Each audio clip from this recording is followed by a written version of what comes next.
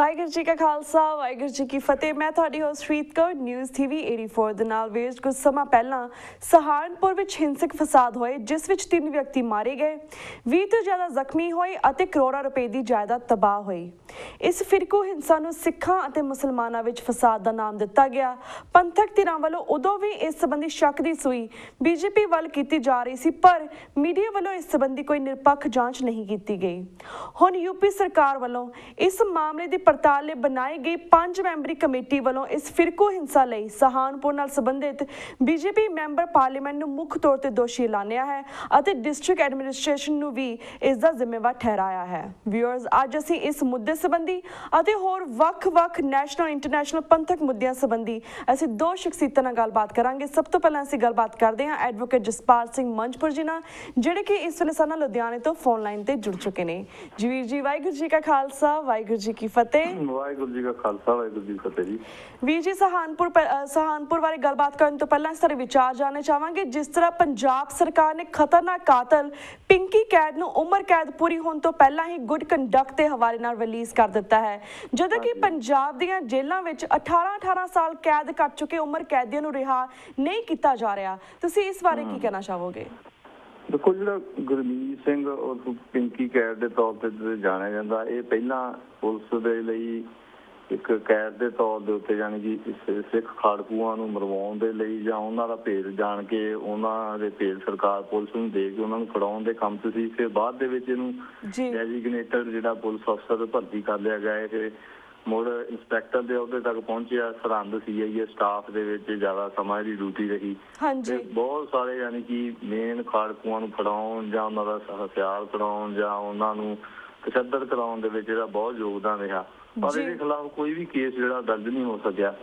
ਪਰ ਇੱਕ ਲੁਧਿਆਣੇ ਦੇ ਵਿੱਚ ਕੀਤੇ ਕਤਲ ਜਿਹੜਾ ਅਵਤਾਰ ਸਿੰਘ ਗੋਲਾ ਨਾਮੀ ਸੀ ਨੌਜਵਾਨ, ਉਹਦੇ ਕਤਲ ਦੇ ਦੋਸ਼ ਦੇ ਵਿੱਚ ਇੱਥੇ ਕੇਸ ਚੱਲਿਆ। ਉਹਦੇ ਫਾਦਰ ਨੇ ਜੇ ਉਹਨਾਂ ਦੀ ਮਿਹਨਤ ਤੇ ਉਦਮ ਦੇ ਸਦਕਾ ਜਿਹੜਾ ਇਹਨੂੰ ਸਜ਼ਾ ਹੋਈ ਉਮਰ ਕੈਦ ਦੀ ਜੀ। ਤੇ ਹੁਣ ਜਿਹੜਾ ਪਿਛਲੇ ਦਿਨੀ ਪੰਜਾਬ ਸਰਕਾਰ ਨੇ ਪ੍ਰੀ ਮੈਚੁਰਲੀ ਜਿਹੜੀ ਗੁਰਮੀਤ ਸਿੰਘ ਪਿੰਕੀ ਦੀ ਕੀਤੀ ਆ, ਉਹਦੇ ਲਈ ਇਹ ਇਹਨਾਂ ਨੇ 2013 ਦੇ ਵਿੱਚ ਕੁਝ ਨਿਯਮ ਬਣਾਏ। ਉਹ ਨਿਯਮਾਂ ਦੇ ਤਹਿਤ ਜਿਵੇਂ ਕਿ ਪਹਿਲਾਂ ਵੀ ਆਪਣੀ ਕਈ ਵਾਰ ਗੱਲ ਹੋ ਗਈ, ਮੈਂ ਕਹਿ ਚੁੱਕਿਆ, ਜਿੰਨੀਆਂ ਵੀ ਉਮਰ ਕੈਦੀਆਂ ਦੀ ਰਿਹਾਈਆਂ ਹੁੰਦੀਆਂ ਨੇ ਉਹ ਇੱਕ ਪੋਲੀਟੀਕਲ ਡਿਸੀਜਨ ਹੁੰਦਾ ਵੀ ਉਹਨਾਂ ਨੂੰ ਛੱਡਣਾ ਜਾਂ ਨਹੀਂ ਛੱਡਣਾ। ਉਹਦੇ ਪਿੱਛੇ ਕੋਈ ਲੀਗਲ ਜਾਂ ਹਾਈ ਕੋਰਟ ਜਾਂ ਸੁਪਰੀਮ ਕੋਰਟ ਦਾ ਕੋਈ ਲੈਣਾ ਦੇਣਾ ਨਹੀਂ। ਜੇ ਕੋਈ ਸਰਕਾਰ ਚਾਹੇ ਤੇ ਕਿਸੇ ਨੂੰ ਕੁਝ ਸਮੇਂ ਬਾਅਦ ਜਿਸ ਤਰ੍ਹਾਂ ਇਹਨੂੰ ਰਿਲੀਜ਼ ਕਰ ਦਿੱਤਾ ਗਿਆ, ਉਹਦੇ ਜਿਹੜੀਆਂ ਇਹਨਾਂ ਨੇ ਗਾਈਡਲਾਈਨਸ ਬਣਾਈਆਂ ਉਹ 'ਚ ਇਹਨਾਂ ਨੇ ਬਣਾਈਆਂ ਵੀ ਜੇ ਖਾਸ ਤੌਰ ਦੇ ਉੱਤੇ ਜੇ ਕੋਈ ਪੋਲੀਟੀਕਲ ਐਂਟੀਟੀ ਹੈਗੀ, ਕੋਈ ਪਰਸਨੈਲਿਟੀ ਹੈਗੀ ਹੈ, ਜਿਹੜਾ ਲੋਕਾਂ ਦਾ ਚੁਣਿਆ ਹੋਇਆ ਨੁਮਾਇੰਦਾ ਜਾਂ ਕੋਈ ਪਬਲਿਕ ਸਰਵੈਂਟ ਆ, ਉਹਦਾ ਕਤਲ ਹੋ ਜਾਂਦਾ ਤਾਂ ਫਿਰ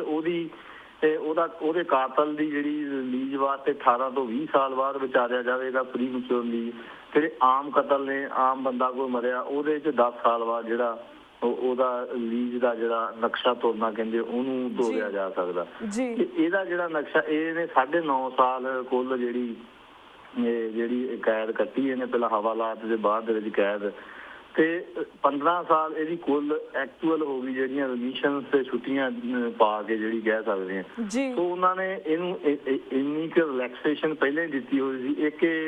ਇਹ 1 ਸਾਲ ਦੀ ਰਿਲੈਕਸੇਸ਼ਨ ਮਿਲਦੀ ਹੈ ਜੇ ਨਾਭਾ ਓਪਨ ਜੇਲ੍ਹ ਦੇ ਵਿੱਚ ਬੰਦਾ ਰਹੇ, ਉਹਨੂੰ 1 ਸਾਲ ਪਹਿਲਾਂ ਰਿਹਾ ਕੀਤੀ, ਉਹਦਾ ਗੁੱਡ ਕਨੈਕਟ ਸਹੀ ਹੋਵੇ, ਉਹਨੂੰ ਫਿਰ ਨਾਭਾ ਓਪਨ ਜੇਲ੍ਹ ਦੇ ਵਿੱਚ ਰੱਖਿਆ ਜਾਂਦਾ ਜਿੱਥੇ ਉਹ ਆਮ ਬਾਜ਼ਾਰ 'ਚ ਵੀ ਜਾ ਸਕਦੇ, ਉਹਨਾਂ ਨੂੰ ਖੇਤੀ ਕਰਨੀ ਪੈਂਦੀ ਹੈ। ਜੇ ਉੱਥੇ ਵੀ ਰਹਿ ਬੰਦਾ 1 ਸਾਲ ਦੀ ਹੋਰ ਰਿਲੈਕਸੇਸ਼ਨ ਮਿਲ ਜਾਂਦੀ। ਸੋ ਜੇ ਉਹਨਾਂ ਦੇ ਸਰਕਾਰ ਦੇ ਕਾਨੂੰਨ ਮੁਤਾਬਕ ਦੇਖੀਏ ਤਾਂ ਇਹਨੇ 6 ਮਹੀਨੇ ਜ਼ਿਆਦਾ ਕੈਦ ਕੱਟੀ ਹੋਈ ਆ।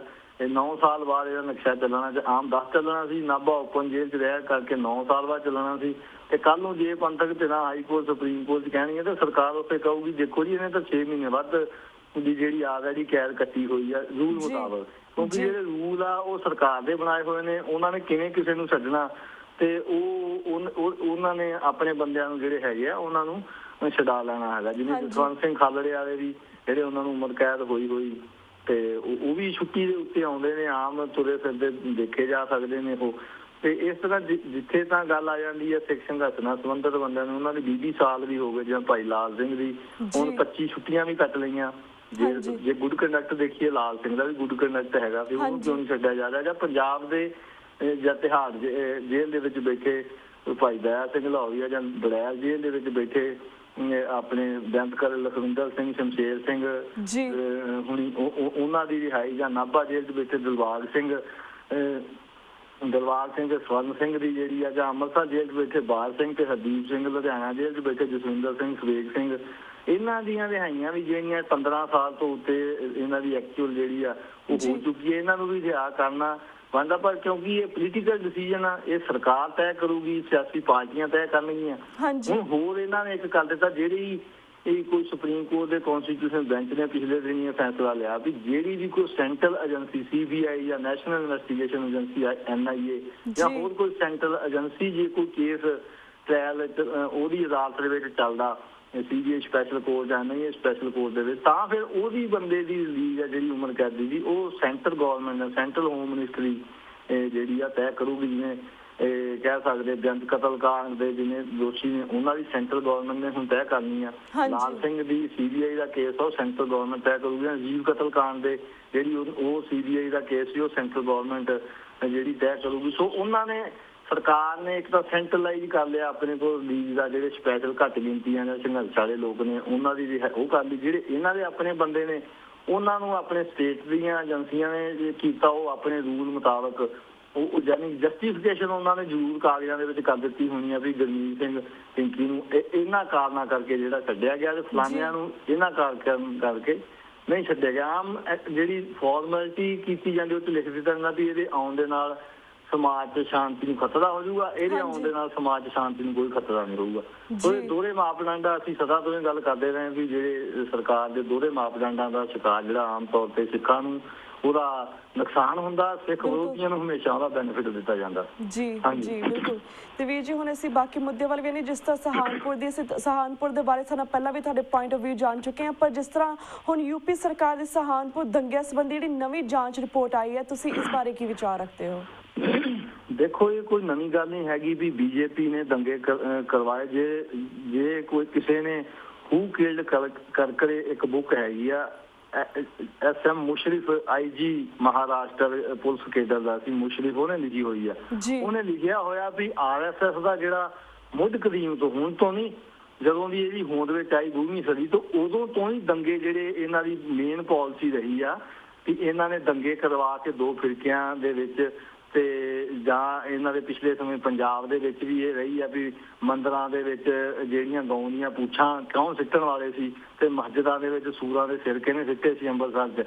ਇਹ ਜਿਹੜੀਆਂ ਗੱਲਾਂ ਹੈਗੀਆਂ ਇਹਨਾਂ ਦੀ ਬੇਸਿਕ ਪਾਲਿਸੀ ਦੇ ਵਿੱਚ ਪਾਲਿਸੀ ਆ ਵੀ ਦੋ ਧਿਰਾਂ ਨੂੰ ਆਪਸ 'ਚ ਲੜਾਉਣਾ ਤੇ ਆਪਣਾ ਜਿਹੜਾ ਉਹਦਾ ਪੋਲੀਟੀਕਲ ਜਾਂ ਸੋਸ਼ਲ ਜਿਹੜਾ ਉਹਦਾ ਫਾਇਦਾ ਲੈਣਾ। ਸੋ ਇਹ ਕੋਈ ਨਵੀਂ ਗੱਲ ਨਹੀਂ, ਇਹ ਸਾਨੂੰ ਪਤਾ ਹੀ ਸੀ, ਇਹ ਗੱਲ ਦਾ ਸਾਰਿਆਂ ਨੂੰ ਪਤਾ ਸੀ ਜਿਹੜੇ ਪੰਥ ਦਰਦੀ ਨੇ ਵੀ ਇਹਦੇ ਵਿੱਚ ਜ਼ਰੂਰ BJP ਦੀ ਸਰਕਾਰ ਬਣੀ। ਹੈਦਰਾਬਾਦ ਦੇ ਵਿੱਚ ਵੀ ਜੋ ਕੁਝ ਹੋਇਆ, ਸਹਾਰਨਪੁਰ ਦੇ ਵਿੱਚ ਜੋ ਕੁਝ ਵੀ ਹੋਇਆ, ਉਹ ਹੈ ਵੀ ਨੰਗੇ ਚਿੱਟੇ ਰੂਪ ਦੇ ਵਿੱਚ, ਕਿਉਂਕਿ ਉੱਥੇ ਮੁਲਾਇਮ ਸਿੰਘ ਦੀ ਸਰਕਾਰ ਆ ਤੇ ਉਹਨਾਂ ਨੇ ਸਪਸ਼ਟ ਰੂਪ ਦੇ ਵਿੱਚ ਇਹ ਗੱਲ ਸਾਹਮਣੇ ਲਿਆਉਂਦੀ। ਇਸ ਕਰਕੇ ਇਹਨਾਂ ਦੀ ਪਾਲਿਸੀ ਆ, ਇਹ ਤਾਂ ਅੱਗੇ ਦੇਖੋ ਕੀ ਹੁੰਦਾ। ਅੱਛੇ ਦਿਨ ਆਉਣੇ ਵਾਲੇ ਆ ਜੀ, ਇਹ ਘੱਟ ਗਿਣਤੀਆਂ ਦੇ ਜਿਹੜੇ ਅੱਛੇ ਗਿਣ ਨਾ ਇਨਵੈਸਟਰ ਕੌਮਾਂ ਦੇ ਵਿੱਚ, ਉਹ ਆਉਣੇ ਵਾਲੇ ਆ, ਉਹ ਅਗਲੇ ਦਿਨਾਂ 'ਚ ਆਉਂਦੇ ਸਮੇਂ 'ਚ ਪਤਾ ਲੱਗੂਗਾ। ਜੀ ਬਿਲਕੁਲ ਵੀਰ ਜੀ, ਉਹਦਾ ਟ੍ਰੇਲਰ ਹੈ। ਹਾਂਜੀ।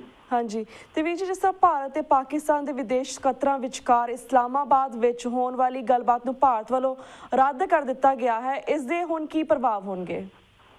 ਦੇਖੋ, ਇਹ ਜਿਹੜੀ ਅੱਗੇ ਵਾਜਪਾਈ ਸਰਕਾਰ ਨੇ ਵੀ ਜਿਹੜੀ ਇਹਨਾਂ ਨੇ ਕੌੜਾ ਤਜਰਬਾ ਸਾਨੂੰ ਦਿੱਤਾ, ਇੱਥੇ ਕਾਰਗਿਲ ਦੇ ਕਿੰਨੇ ਇੱਕ ਸਿੱਖ ਰੈਜੀਮੈਂਟ ਦੀ ਟਾਈਗਰ ਹਿੱਲ ਨੂੰ ਜਿੱਤਦਿਆਂ ਹੋਇਆ ਸਾਰੀ ਰੈਜੀਮੈਂਟ ਹੀ ਖਤਮ ਹੋ ਗਈ ਸੀ।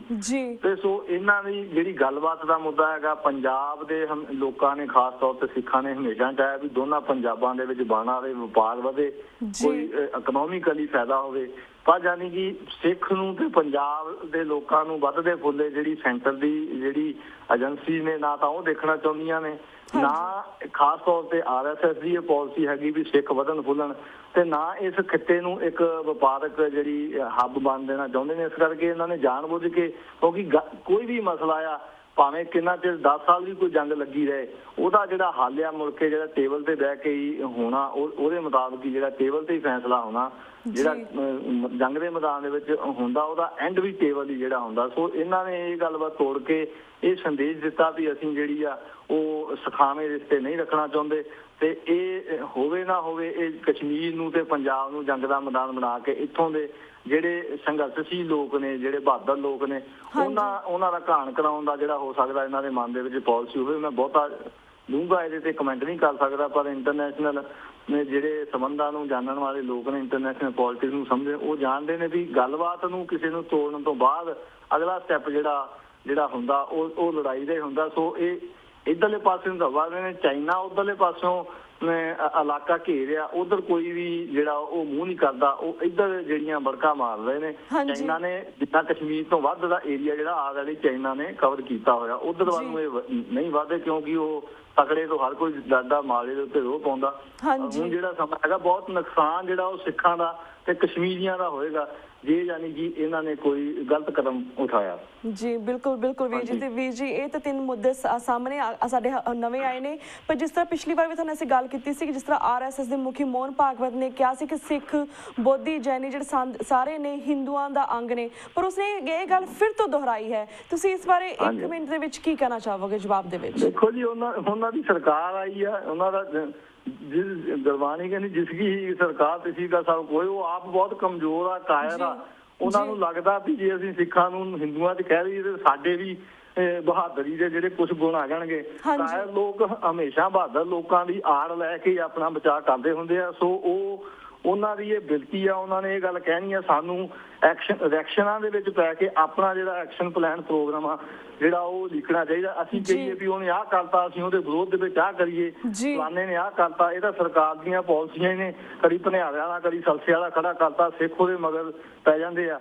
ਠੀਕ ਆ, ਉਹ ਵੀ ਪ੍ਰੋਗਰਾਮ ਹੋਣੇ ਚਾਹੀਦੇ ਨੇ, ਪਰ ਕੌਮ ਨੂੰ, ਪੰਥ ਨੂੰ ਆਪਣਾ ਐਕਸ਼ਨ ਪਲਾਨ ਪ੍ਰੋਗਰਾਮ ਤਿਆਰ ਕਰਨਾ ਚਾਹੀਦਾ ਜਿਹਦੇ ਤਹਿਤ ਉਹ ਥਿੜਕਣ ਨਾ ਪ੍ਰੋਗਰਾਮ ਤੋਂ ਵੀ ਇੱਕ ਬੰਦਾ ਕੋਈ ਕੁੱਤਾ ਭੌਂਕੇ ਤੇ ਅਸੀਂ ਉਹਦੇ ਦੁਆਲੇ ਬੱਚੇ ਲੈ ਕੇ ਤੁਰ ਪਈਏ ਤੇ ਆਪਣਾ ਰਾਹ ਹੀ ਛੱਡ ਦਈਏ।